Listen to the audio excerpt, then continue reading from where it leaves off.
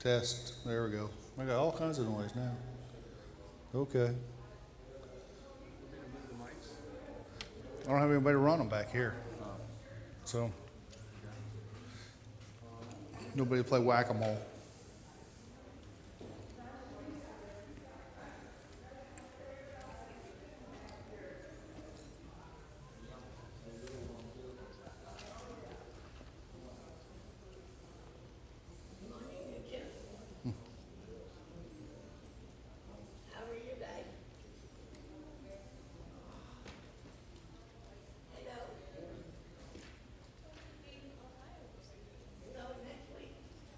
Next week.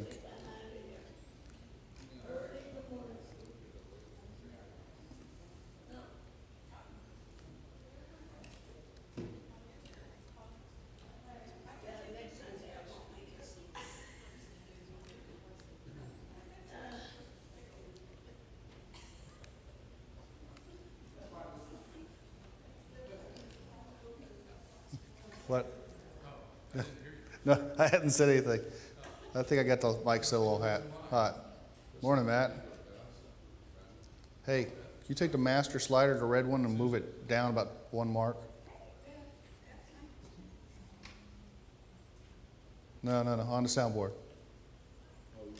The red one, the big master one. Yeah, move it down about one mark. How's that? Is that loud enough? Yeah. Okay. Thanks, Matt. We're running dead on the AV system today. Steve's out diving in a diving hot spot, and Jamie went back to school. So set it and forget it. So I'll try to summarize and repeat comments for the recording. So I watched part of last week's. I watched it on YouTube at work. I could hardly hear anything, so I played it in the truck, and it was fine. But I don't know. I apparently have the world's worst speakers on my computer at the shop. So, anyways, we'll pick up from there. Roadblocks. I'll never get that right, so I'm not going to try. So, anyway, it's things that have gotten in the way and keep people out of the church. Chuck's laughing. He's going to try to get something even. Oh. I thought he's laughing because I never get that right. Name of our class. Anyways. That's about all we got left anyways. Maybe. We'll see. Probably not. Probably never catch it. It's things that have kept people away from church. People that get in their way, but people get in their way on their spiritual journeys and stuff. We've looked at that with the parable of the sower, especially the second and third plantings where there's no firm root. They might hear the word and they might grow a little bit, but the world crushes people. And in the case of a lot of stuff we see, it's the church that crushes people trying to get to God, which is obviously not the intended purpose of the church. So that's what we've been talking about. We've had a lot of different accounts. Chuck found a whole list of accounts of people. This is my story. This is why I no longer go to church. We're looking at those, but also how to handle that better. Why, what would remove those roadblocks? What would remove something that kept somebody from seeking God that maybe we could do better? So Chuck started this one last week, and I'm going to pick up on this one. He left me with a glorious chart. You put that together yourself? Yeah. I could tell it'd take a little while. It took me a little while to understand the chart, and I bet I had an hour just looking at that chart, trying to not the chart, but understanding where I was and the why even. So. And the dates on there. Yes. There's nothing written. Just the oral law was the only thing in place at the time of Christ.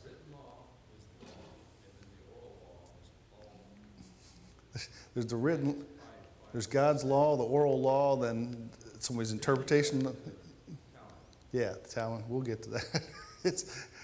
Well, I think we basically still have that kind of thing today, and I think that's probably what you're trying to say is we kind of. That and also is following the chart are excerpts from the Talmud. Right. So you can see their point of view on women. Yeah. We'll get to that in a minute. So here's the story. I was raised Christian and attended church multiple times a week. My mom was told that she couldn't sing in the choir because she was divorced. My sister was sexually assaulted and murdered by her stepfather, and the church asked, what did she do to tempt him? My half-sister's dad was excommunicated because his wife cheated and married the guy, but she wasn't excommunicated because her new husband was really wealthy and joined the church. I could go on and on for days. I consider myself religious in my own way, but I don't believe I'll ever formally be a member of a church again. So this is this person's story. There's a lot of stuff to unpack there. I basically have stuck with Chuck's notes, but I tell you what, you could go on for 3 weeks on this one, unpacking everything. But a lot of it we've addressed in other parts.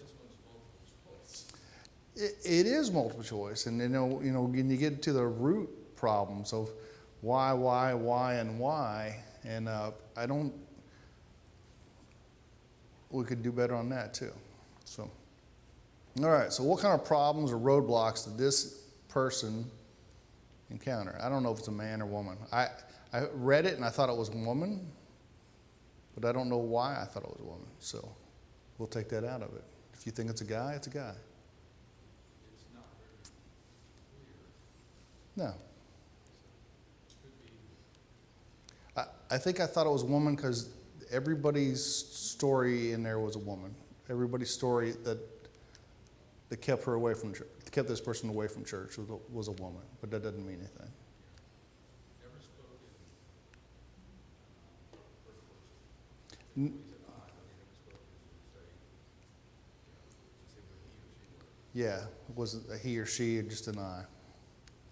All right, so what kind of things got in the way of this person's spiritual journey? Or did anything get in the way of this person's spiritual journey?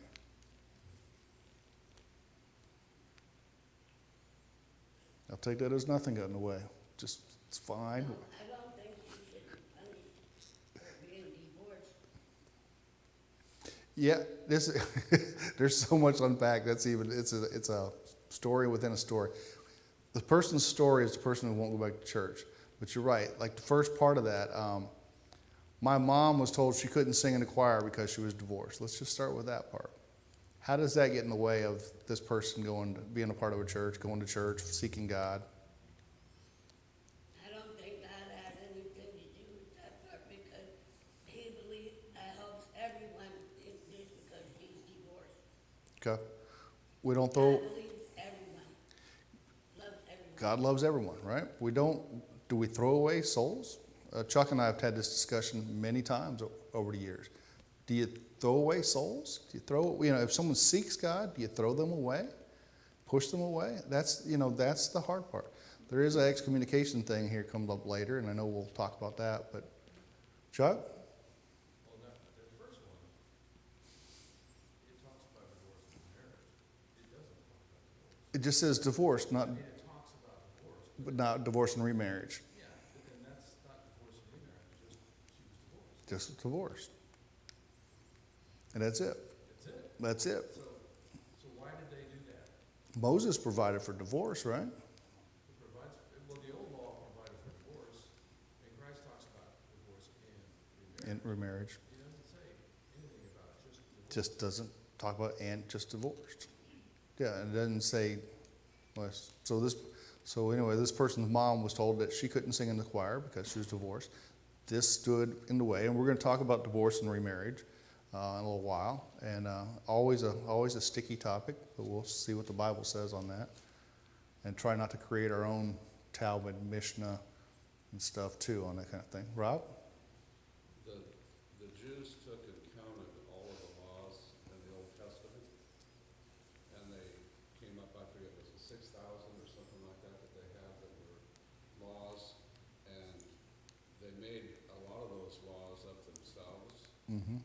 And then they tried to bind those on other people, and I think sometimes a group of people can bring in their own personal feelings about whether you should wear a dress or a tie or sandals.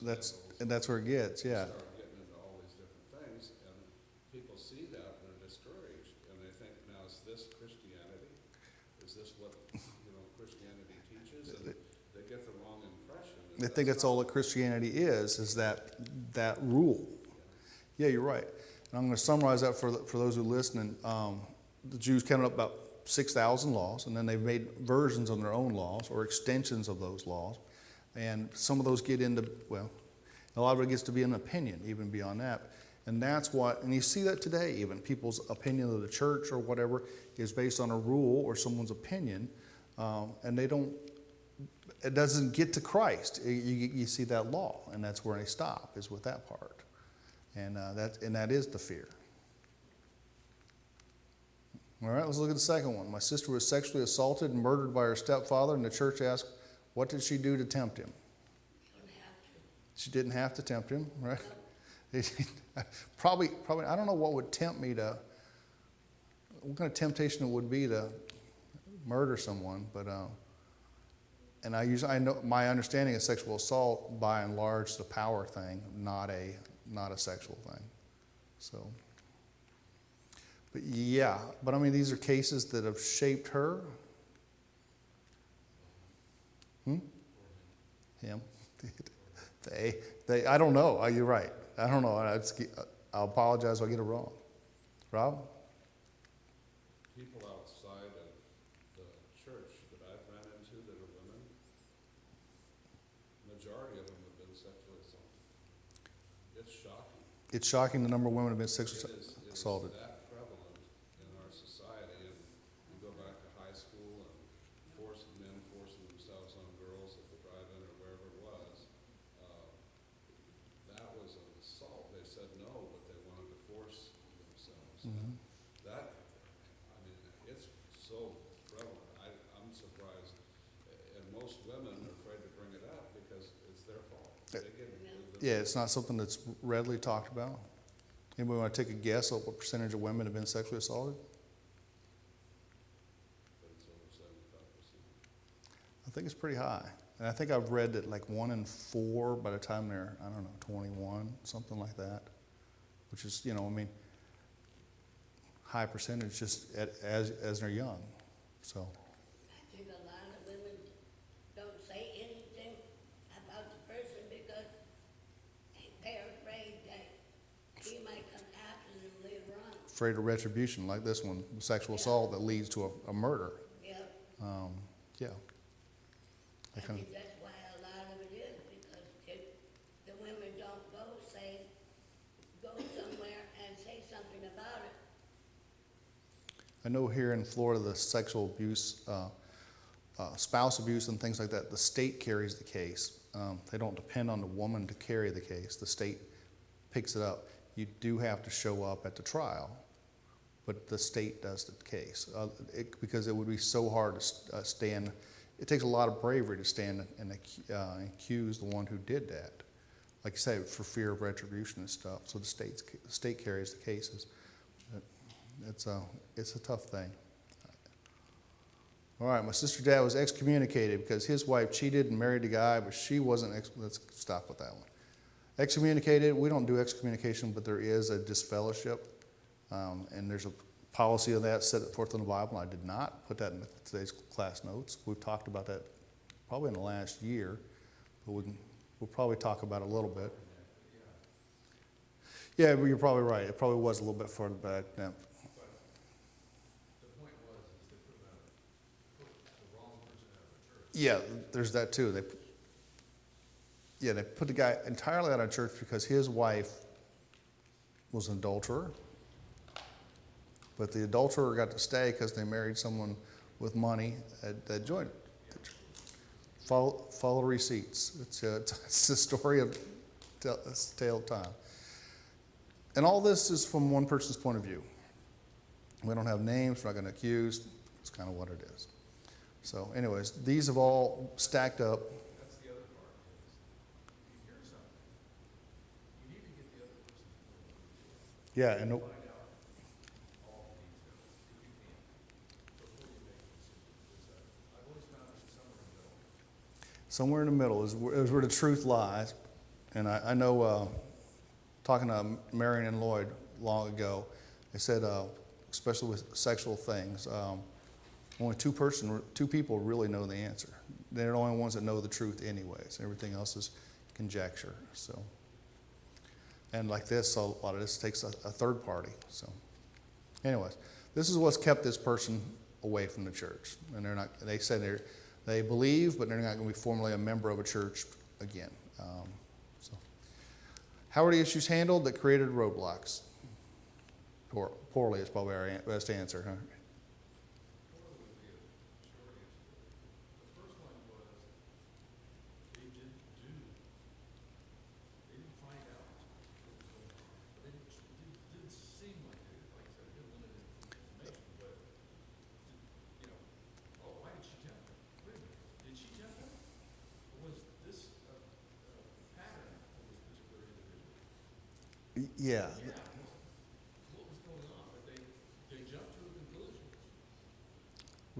And they jump to a conclusion, and it's still she's the victim. Is Yeah, she's the victim who was sexually assaulted and murdered was the perpetrator because she jumped him? Really? no. And then the other one, as far as that wasn't rightly dividing the word. Yeah. She was communicating the wrong person. That was wrongly dividing the word. Yeah, wrongly dividing the word with the excommunication thing. With the murder one is not. Yep. The victim suffers the biggest loss on this thing. And as we talked about with divorce, it's divorce. Divorce and remarriage, different situation. So, how significant were it? There's significant events, and that's very, very true. They are very significant events. They're very public events too. They're not. These aren't private type things. These are very public. Did you have one? There it is. How does the Bible say to handle these issues?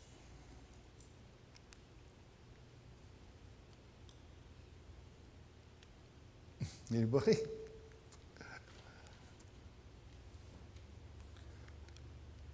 I don't think the Bible says, well, like I said, 2 out of 3 are handled backwards.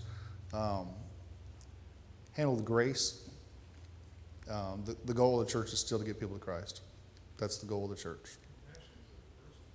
Yeah, definitely compassion for a victim. And the first one where the lady's divorced, either way, whether, compassion for them to put them on the right path.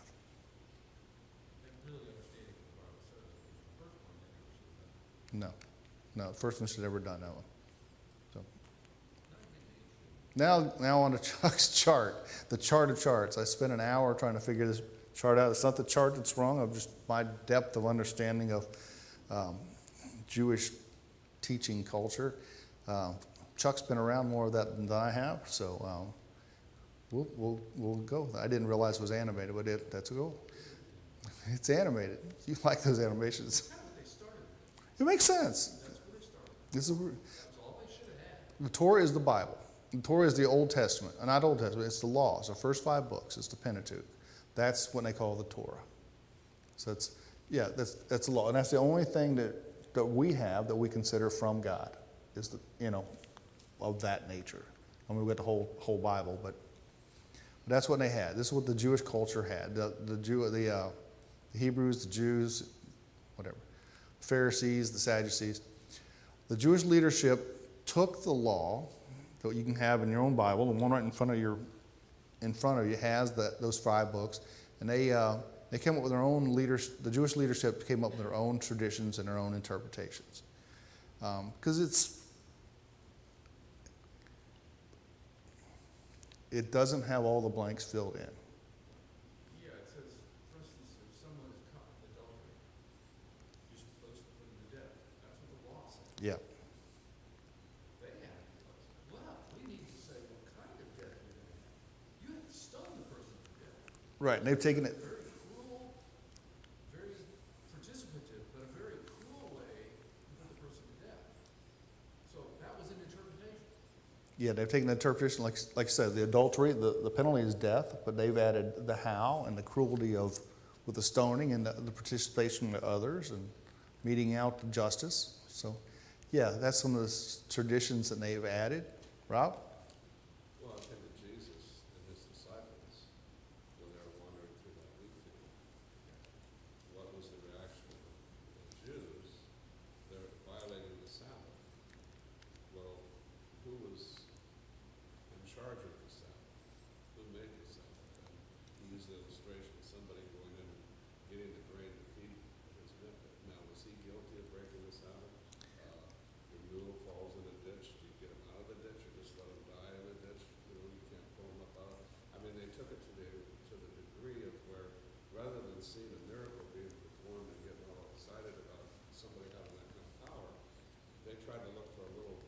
they try to catch him. That, you know, he violated the law here, but he hadn't violated God's law. He violated their tradition. He violated their tradition. Yeah, Jesus, as he walks through the wheat field, he violated their tradition, but he hadn't violated God's law. And that's where this gets to be, as it becomes. Yeah. There's an oral law, and this is how they kept it. They kept it orally. This is the first 5 books of the Bible are written down, but beyond that, the traditions, the interpretations was oral. They kept it that way. Why would you keep it oral instead of written?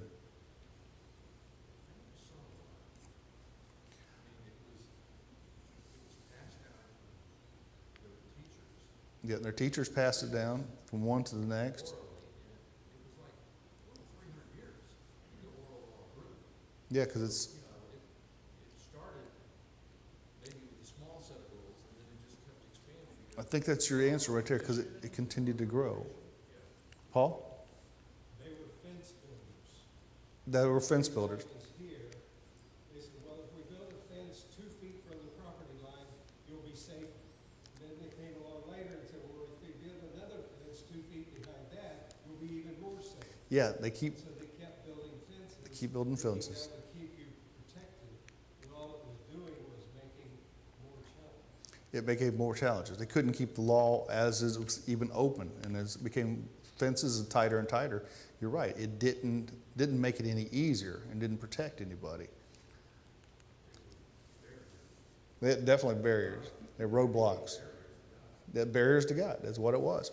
And they treated people with one sin, and you're deserving of death, and they were ready to pass that out pretty quick sometimes. So this proceeded for 200 to 300 years prior to Christ, from the time of the prophets into the 1st century. The Jewish Virtual Library, I looked at that website. That's a nice website. There's a lot of stuff on that. Yeah, I try to do the same thing here and there. That's a good website. Got a lot of Jewish background. It's got even today, the Israel-U.S. stuff is in there, some maps. Very in-depth website, but way more than I'll ever be able to understand. But if you want to learn about Jewish culture, and that, to be honest, I think that's still something we ought to do sometime. All right, so after this time, you get the Talmud. Talmud means to teach. So they've got the Talmud, it's a combination of Torah with the Mishnah, right? Or is that right? It's just the Mishnah? Well, it's the other two. They finally wrote down the oral law. You're right. Yeah, the oral law is finally written down. That's called the Mishnah. So, like I say, it continued to grow, and they continued to find, and as you would do, as things go at home, you don't have a set of rules for everything. You got an idea of how things work, and they start writing this stuff down. That's the Mishnah. And that lasted for about 100 years. And then you get the Gemara, their interpretation of the oral law. So the oral law being basically an interpretation of the written law, the Gemara is an interpretation of the Mishnah, right? Okay, it's an interpretation of what was written orally about what was written by God. And then the Midrash, which is the Haggadah and the Halakha, general preaching, and the code of the law. The codify, I looked at that one, Halakha, I don't know, I'll say it wrong probably. Basically, by putting it into code, it's a searchable, or they move things together and they put it in organization instead of, as you see the Old Testament, it's kind of, they might talk about marriage and they might talk about how to handle property all next to each other, but that kind of separates them into property and marriage and stuff like that. Chuck? If you look online, because they have the Talmud, Mm-hmm. Leviticus and Deuteronomy are less than 100 pages. These are volumes. They're volumes, yeah. The Deuteronomy. Volumes of their interpretation and more laws, more granular definition of law. They're volumes and volumes to interpret, like I said, numbers, Deuteronomy, not Deuteronomy, Deuteronomy and Leviticus. So their commentary becomes more and more. It's volumes. as our own legal system. I don't know how you'd ever find a certain law even in the U.S. system. It wasn't codified and searchable. So that lasts another 200 years. They still use that, right? They still use it. So it developed over 200 years. They stopped. So now it becomes, if it stopped writing to it, now it becomes holy. That's now what they use in synagogue. Okay. They use the Talmud in the synagogues. So they have an oral law pertaining to the right that they can teach from, but they've also got interpretations and broke down from there. So they use that in the synagogues. So that's how the Jews do it. And 2 more clicks. Oh, there's the time frame. That's what they did to about 70 AD, was strictly the oral law. Okay.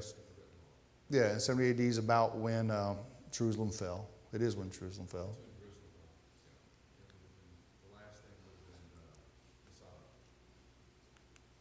And then up to about 400 AD. So that's when they've done this work, and then it's stuck since then. All right, so women. We're looking at women in the rabbinic literature, this kind of literature. Huh? It's in the Talmud. It's It'll reference back whether it's in the Mishnah or okay. Gemara, I think in the writing. I think you do. I think you reference both of those. So this is women's role as it says in the Talmud. So that's where we're going to look at it from there. So women are excluded from significant participation in most of the rabbinic society's communal and power conferring public activities. Since these endeavors had mostly to do with participation in religious service, communal study of religious texts, and the execution of judgments over Jewish law, women were simultaneously isolated from access to public authority and power and from the communal, spiritual, and intellectual sustenance available to men. So this is basically the Talmud, where they place women with their worship, basically, and study and such like that. So they were excluded. Does that sound right? And like I said, we're looking back at the cases, for instance, the women's roles that were in our story, but the Jews didn't include women in that kind of thing. So, in the Babylonian Talmud, and Chuck's got a reference, Barakat, is that how you say it? Who knows?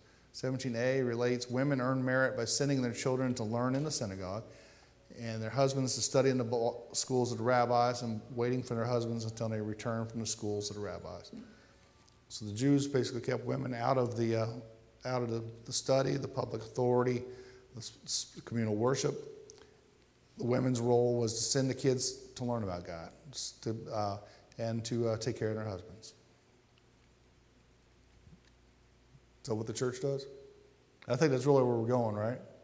This was their opinion. Part of it was setting the stage to say, what was it like in Jesus' time? Okay. And what did he have to say about it? And because I think I get to it where it says there's no difference between men and women, blah, blah, blah, blah. Okay. Something that's overlooked when you talk about that, though, you hear this and they're like, oh, women were just trash. That's not really true. They took great detail to make sure the woman was taken care of. Yeah, and the next slide I know has a lot of that, of what they could do and how much they are taken care of. Yeah, like this, they were kept out of that, but women were credited with more compassion and concern for the unfortunate than men. Perhaps as a result of their nurturing roles, they were also linked with witchcraft, foolishness, dishonesty, licentiousness, and among another of inherent negative qualities. And that's again in the Jewish commentaries. A significant argument for excluding women from synagogue participation rests in the Talmudic statement that the voice of a woman is indecent. This idea emerges from a ruling that a man may not recite the Shema while he hears a woman singing, since her voice might divert his concentration from prayer. And as they extrapolated from hearing to seeing, they prohibited male-woman contact in worship, which eventually led to a physical barrier between men and women in the synagogue to preserve men from sexual distraction during prayer. So what this does, and back here, they forbid the women from the worship and such, and women were typically put into these crimes, or these, anyways. They eventually separated it, put men on one side and women on the other side. So this is where they got to out of that. And you can see as it grows is really where it's at. Chuck? Also, I included this one because in particular that second paragraph, when it says the voice of woman is indecent, shows a worthless concentration of prayer. It was her fault. It wasn't his fault. It was her fault that he couldn't pay attention to what he was doing. Yeah, that's quite a mindset. You kind of see that perpetuating in the situation we started with, was to say, why did she jump? I'm like, she probably, I don't know if she Yeah. did, but I doubt she did. This mindset's very old. Yeah, it's her that they've accused a woman of tempting a man with her indecent voice. Rob? Let's go back to the garden. Whose fault was it? Whose fault was it at the The garden? woman you gave me. Yeah. I had nothing to do with it. I had no free will involved in it at all. It was that woman, and you're responsible, because if she wouldn't have been here, I'd have never done it. Yep. He didn't repent at all of it. They never repented it. And for our visitors and people that think this is leading some kind of hardcore, this is absolutely not going that direction. I promise. This is not. This is absolutely going the other way. But this is the culture at Jesus' time of where they kept women. In her detailed study of the legal status of women in the Mishnah, Judith Wagner points out the role of women's sexuality. She demonstrates that in all matters that affect a man's ownership of her sexuality, whether as a minor daughter, wife, or a Levirate widow, woman is presented as belonging to a man. So that's, again, at that point, woman belongs to a man. In non-sexual context, by contrast, the woman is endowed with a higher degree of personhood. Her legal rights as a property holder are protected, and she's assigned rights and privileges denied even to non-Israelite males. Women could hold property. Typically, a woman that had property, it's because dad passed away and he didn't have any sons. So that's how she got that property. But she had that property, she had rights, and they did have more rights than non-Israelites, non-Israelite males. And notably, Mishnaic legislation always treats as an independent person a woman whose sexuality no man has a legal claim. Such an autonomous woman who might be emancipated daughter of full age, a divorcee, or a widow may arrange her own marriage, is legally liable for any vows she may make and may litigate in court. Free from male authority, she has control over her own personal life and is treated as an independent agent. So this is how the Jews would treat a woman who was a divorce. She's full age, not a girl, yet not married, or a divorcee, or a widow. They had her basically in control of her own personal life, and that, that's where you're going with that. With the story is, that's not how they would have viewed her. They were not viewing her that particular way, because you can kind of see that bleed over from that looking at a woman, particularly in the church. They carried it over from. The church carries it over from the Jews, yeah. Yeah, but we don't always see this. It took some digging on your part to look for this. And you can't find out what's in the oral law because It's oral. they write down in the Mishnah what the oral law was, because it was the oral law, and they don't pass it down that way. Yeah, It's in the Talmud. it's in the Talmud, and that's where it's at. Rob? The woman of the well, Mm-hmm. the disciples' reaction, what are you doing talking to her? Yeah, why are you talking to her, the woman at the well? She's a female. Mhm. And, not only that, but, she's in the wrong place, but Jesus didn't look at male and female, and he goes on to describe, when you gather together, you sing, that includes everybody. Can a woman make noise in a congregation? Yeah. It's Yeah. right there. That we're together. There's an authority question over who does what. Sure. But everybody's involved, and he points out, and Paul points out, that there's neither male nor female. The body of Christ demands both parts. That's the difference between the Jewish version of how they look at women Mm-hmm. and their restrictions versus the church. Right. Yeah, like you said, Jesus' friends looked at him and said, why are you talking to her? She's a woman, she's a Samaritan. They probably knew she'd already had multiple husbands. They valued her, they didn't value her. But Jesus did. Jesus talked to her and offered her, that's Yeah, the difference right there. And he knew all about her, and that didn't stop him from It didn't stop. He knew all about her, and he didn't stop him at all. with a guy, she was married before, that didn't stop him from, telling her, hey, you want some water, you never have to pull out of this well again. Yeah. I'll give it to you. That's it. No Roman woman. So if you look at the Romans, no Roman woman could vote. She could not play a direct role in political or military affairs or otherwise play an official part in how the republic and later the empire was run. And according to Rome's legal and social code, written and unwritten, an ideal Roman woman was a matron who spun her own cloth, oversaw her family's affairs, provided her husband with food, with children, food, and a well-run household, and displayed suitable modesty. Females who defied the stereotype often ended up as outcasts. For much of the ancient Roman history, women didn't even have a right in their own name, almost did not have the right to their own name, almost always taking a feminine version of her father's family name. So that's how women were treated there. You had a responsibility. If you couldn't uphold to this stereotype, you were an outcast and couldn't even have your own name. That's pretty crazy. Chuck? What I was doing was trying to set the stage and say, okay, in the first century, the women were, Jews viewed it this way, the way we just went through. yeah. Romans didn't view it a whole lot better. No, the Romans didn't do it a whole lot better. The Jews had one way to look at it. The Romans didn't do a whole lot better. And that's where we're at when we get there. And that's where we're at. John 8, 1 through 5. Didn't talk about the Greek view. I didn't talk about the Greek view. No, you could, no. All right, John 8, 1 through 5. But Jesus went to the Mount of Olives, and early in the morning he came again into the temple area, and all the people were coming to him. And he sat down and began teaching them. Now the scribes and the Pharisees brought a woman caught in the act of adultery. She was caught in the act of adultery. And after placing her in the center of the courtyard, they said to him, "Teacher, this woman has been caught in the very act of committing adultery. Now in the law, Jesus commanded us to stone such women. What do you say?" Moses. Oh, now in the law, Moses commanded us to stone such women. If this woman was caught in the act of adultery, who's missing here? The husband. It's not, well, not the, well, the husband was missing in the act of adultery anyways, probably. I mean, I think that's where it's at. But the guy's not there, right? They drug her in there.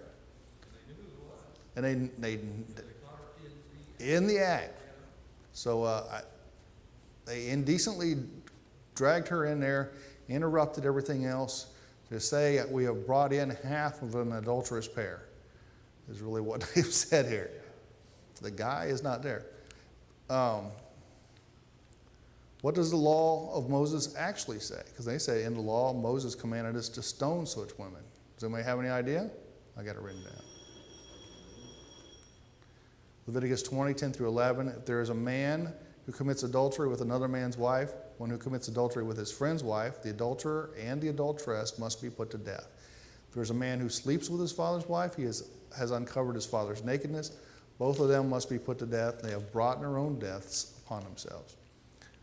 What did the Jewish leadership added to Leviticus? We can see that they should be killed, the adulterers, but what did they add to it? And Chuck pointed out earlier, and they added the stoning part. They added this cruelty, the public display of how it was going to be done. Yeah, public humiliation. I did see that a lot of these things with death, the accuser, with the stoning, the accuser would be the first to throw the stone. So then we go on with that in a second too. I'm sure. Like, I mentioned Masada. People are aware that it's a big plateau. And the Jews, the remnant Jews were on Masada, and the Romans wanted to take it. But they couldn't breach their defenses on Masada. Instead of being taken, the Jews, a very good way to slit the throat. And they slit people's throat, killed everybody, killed all the Jews who were up there. The Romans went up there and found them all dead. But that was a more humane way to kill somebody. More humane ways. But they stoned them. Which would take a while, and everybody gets a piece of it. It's public, it's cruel. It's what they picked. Deuteronomy 22, 23 through 24, I put this one in there. If there's a betrothed virgin and a man meets her in the city and lies with her, then you shall bring them both out to the gate of that city and shall stone them to death with stones. The young woman, because she did not cry for help, though she was in the city, and the man, because he violated his neighbor's wife. So you shall purge the evil from your midst.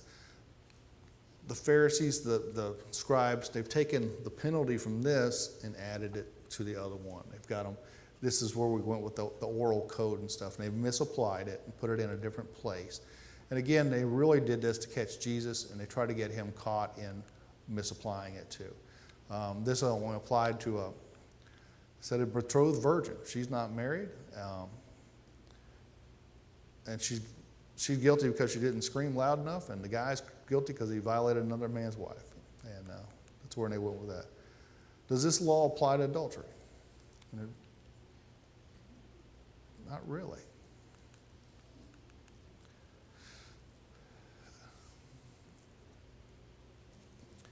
The Jewish leadership ignored the fact that it was both parts that would apply. The man and the woman should be both put to death. They're going to put someone to death. And this goes back to our original story when it should have been both parts that have been dealt with. You know how this thing turns out. Now, when they were saying this to test him so that they might have grounds for accusing him, but Jesus stooped down with his finger, wrote on the ground. When they persisted in asking him, he straightened up and said to them, "He who is without sin among you, let him be the first to throw a stone at her." Again, he stooped down and wrote on the ground. Now, when they heard this, they began leaving one by one, beginning with the older ones. And it was left alone, and the woman where she was, in the center of the courtyard. And straightening up, Jesus said to her, "Woman, where are they now? Did no one condemn you?" She said, "No one, Lord." And Jesus said, "I do not condemn you either. Go, from now on, do not sin any longer." This is how Jesus dealt with somebody who was caught in adultery. It was probably a setup in the first place, but they didn't address that. None of them would throw the first stone when he asked them, if you're without sin, you throw the stone first. Nobody threw the first stone. Nobody would accuse her. No one condemned her. Jesus said the same thing. I don't condemn you either. Go on. Don't sin any longer. He might have been guilty as she was. Right. But as a matter of fact, the guy that was in it with her was probably one of the guys with a stone in his hand. Jesus handled it different. Let's start your spiritual journey. Rob? Well, there's a lot in that story that you don't know about. Yeah. And I don't think 100 guys caught him with that. That'd be, But they all showed up ready to stone him. So I think part of it is the picture isn't really about the woman and the adultery part. It's about here's a chance to trap Jesus and get him to say something that isn't supposed to be else. Don't you want to know what he was scribbling on the ground there?